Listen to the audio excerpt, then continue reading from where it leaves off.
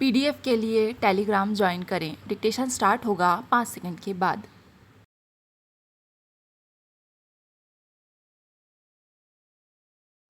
महोदय, प्रवासी भारतीयों के बारे में चर्चा पिछले कुछ वर्षों से देश में बढ़ी है। जब भी राष्ट्रपति, उपराष्ट्रपति और प्रधानमंत्री विदेश यात्रा पर जाते हैं तो उनकी भेंट वहाँ रहने वाले प्रवासी भारतीयों से कराई जाती है तथा उन्हें वहाँ आयोजनों में भी आमंत्रित किया जाता है। जब से देश में आर्थिक सुधारों की बात चली है, चीन उदाहरण को सामने रखते हुए प्रवासी भारतीयों से आग्रह किया जा रहा है कि वे भी प्रवासी चीनियों की भांति अपनी मातृभूमि में धन भेजकर या पूंजी निवेश कर उसे आर्थिक संकट से मुक्त कराएं।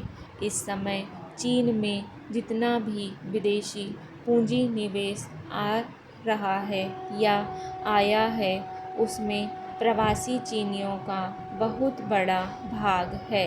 यूँ तो शुरू में भारतीयों को विदेशों में उच्च पढ़ाई लिखाई के लिए जाना शुरू हुआ, लेकिन बाद में अधिक अवसर उपलब्ध न हो पाने तथा अधिकाधिक धन कमाने की लालसा से अनेक भारतीय विदेशों में जाने लगे। पश्चिमी देश जैसे जैसे औद्योगिक तथा आर्थिक रूप से उन्नत हो गए, वैसे वैसे उन्हें छोटे मोटे कामों के लिए श्रमिकों की आवश्यकता पड़ती गई। भारत जैसे देशों से जाने वाले ये प्रवासी उन कामों में खपते गए और अपनी मेहनत तथा ईमानदारी से उन्होंने वहाँ अपने पाँव जमाने शुरू कर दिए। अनेक अनिवासी भारतीय आज पश्चिम में बड़े उद्योगपति तथा अरबपति तक बन गए हैं। उन्होंने वहाँ के समाज में अपने लिए एक प्रतिष्ठित स्थान भी बना लिया है।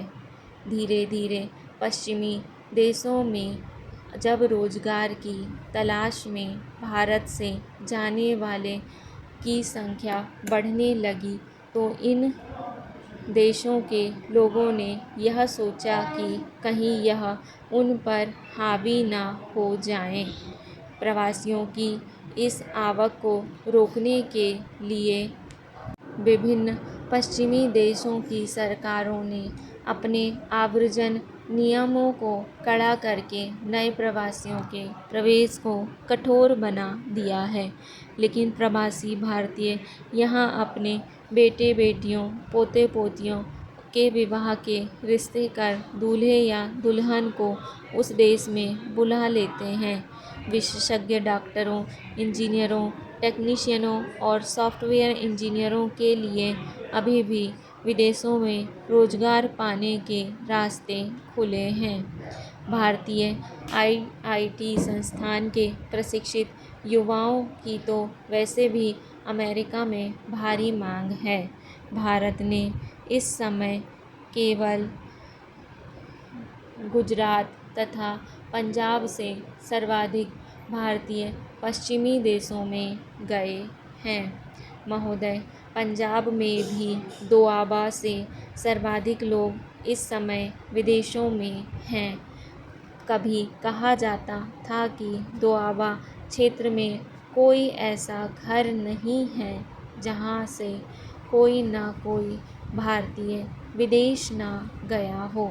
यहाँ से गए प्रवासी भारतीयों ने विदेशों में काफ़ी धन कमाया और उसे यहाँ अपने परिवारों को भेजा।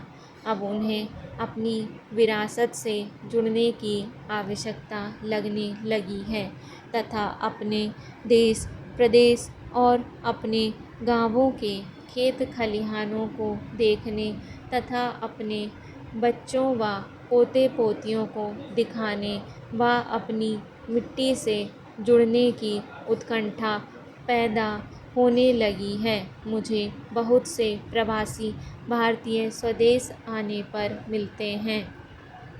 इन प्रवासी भारतीयों की सबसे बड़ी शिकायत यही होती है कि वे विदेश जाते समय अपनी जो संपत्ति किराए पर या तो रिश्तेदारों को देख रेख के लिए सौंप गए थे, उस पर या तो किराएदारों ने कब्जे कर लिए हैं या फिर संपत्तियों पर मुकदमे चल रहे हैं और उनको छुड़वाने के प्रयास तो किए जाते हैं, लेकिन परिणाम कम ही निकल पाता है।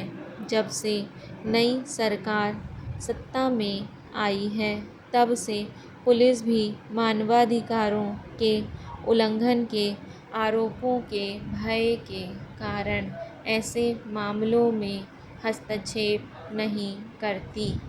इसके बाद मुकदमेबाजी का ही मार्ग रह जाता है, जिसमें बहुत समय लगता है। अब पिछले दिनों राज्य सरकार ने प्रवासियों की कृषि भूमि पर अवैध कब्जे हटाने के लिए एक नया कानून बनाया है। यह कितना प्रभावी होता है, अभी देखना बाकी है। इन प्रवासियों की दूसरी सबसे बड़ी शिकायत यह है कि जैसे ही वे दिल्ली हवाई अड्डे पर विमान से उतरते हैं, तो अपने शहरों और गांवों को जाने के लिए उन्हें दिल्ली में बस या ट्रेन पकड़ने के लिए प्रतीक्षा करनी पड़ती है। वे जब बसों से आते हैं, तो हरियाणा पुलिस अवैध शराब के संदेह तथा उनकी वेशभूषा व सामान को देखकर उनकी अनावश्यक रूप से तलाशी लेती है और परेशान करती है तथा कई बार डरा धमकाकर उनसे पैसे भी छीन लिए जाते हैं। ये प्रवासी जब ट्रेनों से आते हैं, तो भी पुलिस उन्हें तंग करती है।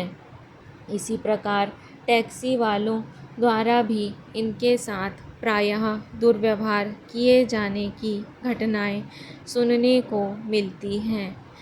इस प्रकार की घटनाओं को रोकने के लिए आवश्यक है कि दोआबा में एक हवाई अड्डा बनाया जाए। सभापति महोदय, सार्वजनिक वितरण प्रणाली ने जनसाधारण को कुछ सहायता पहुंचाने तथा कीमतों के उतार चढ़ाव पर संतुलित प्रभाव डालने में विगत 4 दशकों से महत्वपूर्ण भूमिका निभाई है। सूखे तथा अन्य प्राकृतिक आपदाओं में समय में यह प्रणाली विशेष सहायक सिद्ध हुई है। जब राज्य सरकारों तथा केंद्र शासित प्रदेशों के प्रशासन ने संकटग्रस्त लोगों को सार्वजनिक वितरण प्रणाली के माध्यम से आवश्यक वस्तुएं उपलब्ध कराने में सराहनीय कार्य किया है। वस्तुओं की पहुंच तथा उपलब्धता, ये 2 पहलू एक प्रभावी सार्वजनिक वितरण प्रणाली के लिए बहुत ही महत्वपूर्ण हैं। प्रायः यह देखा गया है कि सार्वजनिक वितरण प्रणाली की वस्तुएं हमारे देश के उन दूरस्थ स्थानों पर प्रभावी रूप में नहीं पहुंच पाती, जहां पर भारी संख्या में गरीब लोग रहते हैं। शहरी क्षेत्रों में जनसंख्या के कुछ वर्गों, जैसे अव्यवस्थित आवासीय क्षेत्रों में रहने वाले लोगों तथा निर्माण कार्य में लगे श्रमिकों के लिए भी अपेक्षाकृत और बेहतर तरीके से खाने पीने की वस्तुओं को जुटाने की आवश्यकता है। मेरी राय है कि सूखाग्रस्त क्षेत्र कार्यक्रम, मरुस्थल विकास कार्यक्रम के अधीन सभी खंडों तथा समन्वित जनजातीय विकास परियोजनाओं के अधीन क्षेत्रों को एक पुनर्व्यवस्थित और अधिक प्रभावी सार्वजनिक वितरण प्रणाली उपलब्ध कराने हेतु विशेष ध्यान देने के लिए चुना जाना चाहिए। डिक्टेशन पसंद आए तो वीडियो को लाइक तथा चैनल को सब्सक्राइब ज़रूर करें। धन्यवाद।